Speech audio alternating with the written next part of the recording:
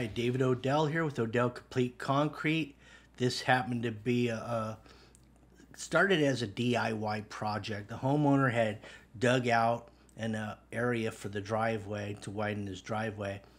And then once we got over here, he decided he wanted to come back all the way to the garage door. So we just started breaking this out because we're doing the job next door at the same time. We have about 15-yarder going next door, and then we got this one as a little bonus. We're just using a 30-pound, or it might be a 35-pound Makita electric jackhammer. That's the old one. That's when they were making them out of steel. You know, now they're plastic, but they still work good. They all work good.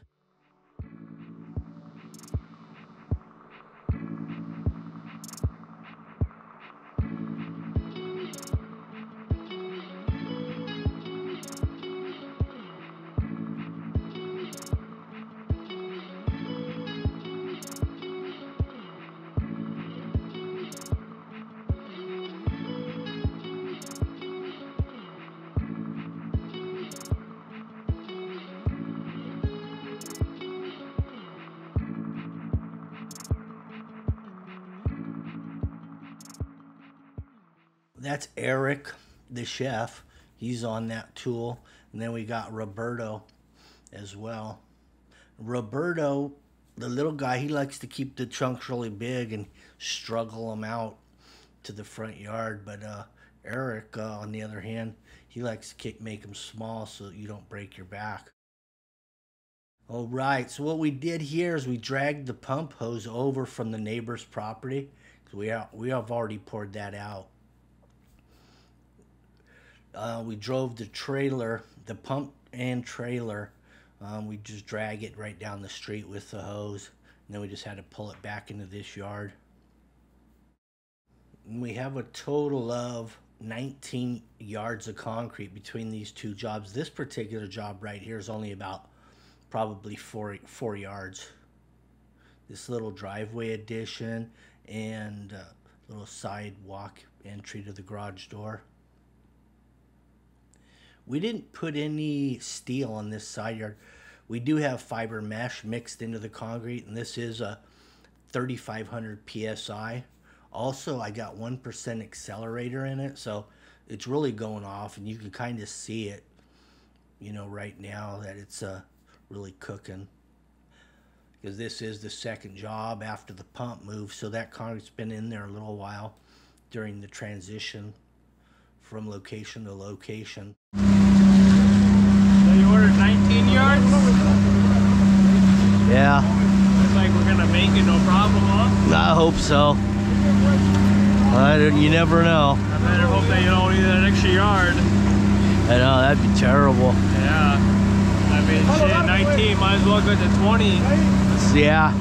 Well, it only really figures 17. Oh, really? So I put 19 on it. So out here in the front, we did put rebar. We have 3/8 rebar on 2-foot centers. And that's because we're going to have vehicle traffic on it. So we wanted to get some rebar, some reinforcement in there. It's kind of got an ugly looking mow strip that's retaining those hedges.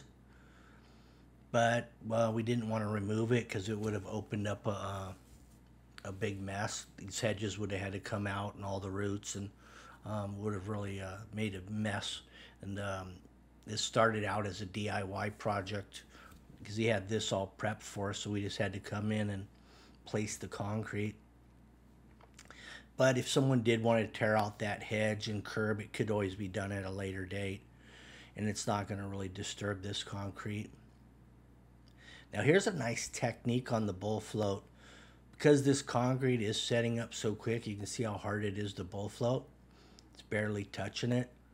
So and then the holes that are up there, it's hard to throw concrete that far. So if you load up the front end of your bull float, you can just shake it off into the holes where you need it. And that's what Timmy's doing that right here. And that was Tyler. I got TNT basically on the job site. TNT dynamite. They're kind of working this little unit on this side of the at this house, and I'm over at the other property right now. Now he's using a hand float to try to flatten out all the edges. Once he gets the edges nice and flat, flush to the existing, then he can start running a walk-in edger. With this concrete setting so fast, he decided to go to the Fresno instead to try to seal it up. So he hasn't even had time to get an edge on it at this point. Luckily, this is pea gravel, because I mean, if you're running hard rock, it's really tough sometimes to get an edge as it gets harder, because you're trying to push bigger rocks around. So you got to get everything laid down pretty quick with big rock. This pea gravel, you can cut joints and edges a lot easier. You got a nice airstream next door, and it's luckily we didn't splatter concrete on that. That would have been a real mess. Luckily that hedge, see, that's another reason we didn't want to pull that hedge out, because we need to use that as a barrier so we don't splatter the concrete over there.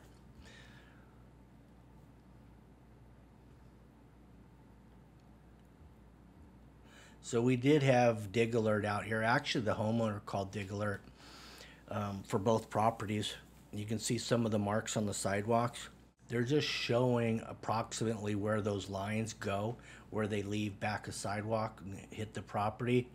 After that point, you don't really know where it is or how deep it is, but you just know it's there. So it's a lot of probing and shovel work to find stuff before you want to bring any big equipment in or start swinging an axe or a pick. On this one, there was a cable line. It was they actually cored it all the way through, or they used a boring tool and they pushed it under, and it wasn't very deep.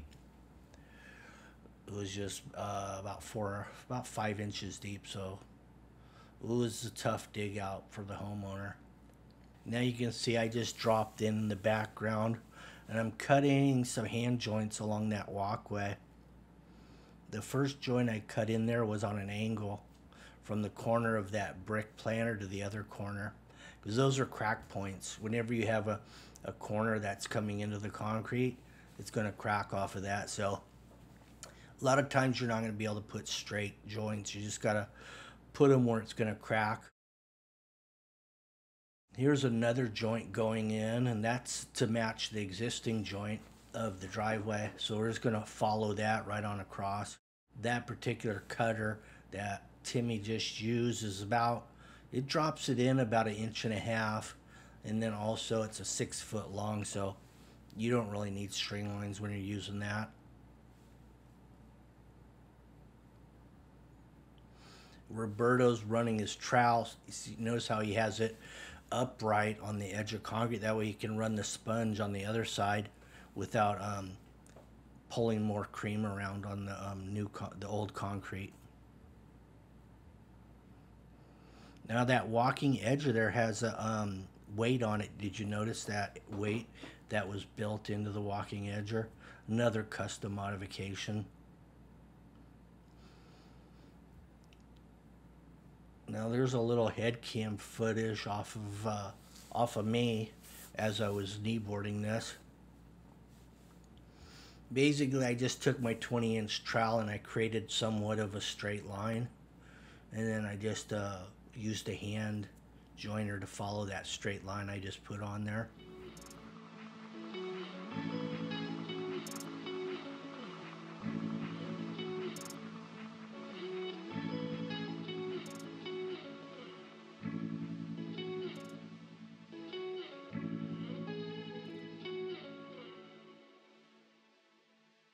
You notice the big sliders or the big pieces of plywood he just threw out there that he put some old wood bull float handles on, so it's easier to pick up. And you use those on your first pass a lot of times, or when you're on a slope, because that way you don't slide backwards, and also you can get on it earlier without sinking into the concrete.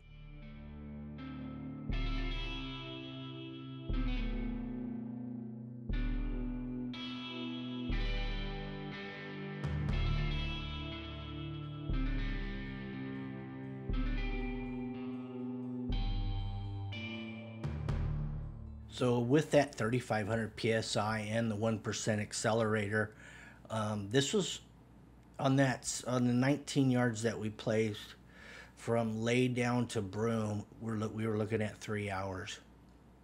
So we knocked this one out. On the fiber mesh that we did on the mix, we just did we did a ½ pound per yard.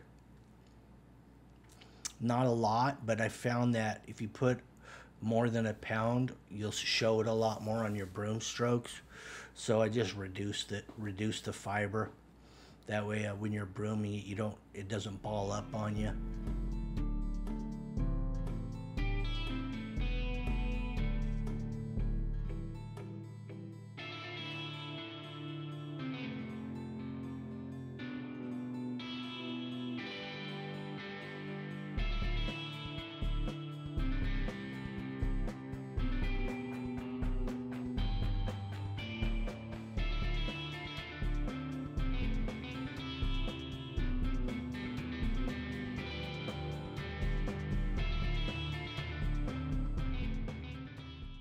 All right, Timmy just came in, and this will be the final pass.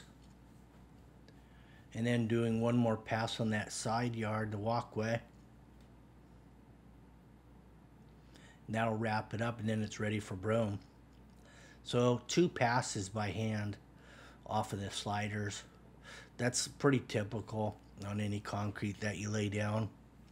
But you can shortcut it in some cases. You could throw a power trowel on it and just eliminate all your knee board work, or you could eliminate one knee boarding pass by using a funny trowel a few times and then walking tools. So on a job like this, it's not that big. It's just easier just to let it get hard and just jump out on it on boards a lot of times.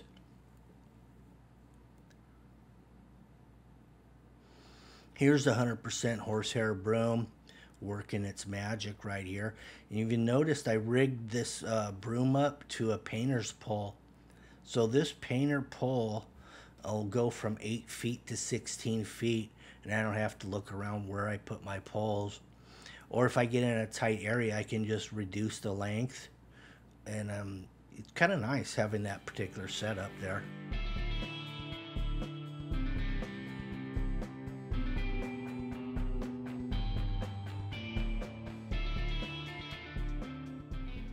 I broomed it the other direction along the wall just to get up close, and then you broom the rest of it out this way, pull it out from the house.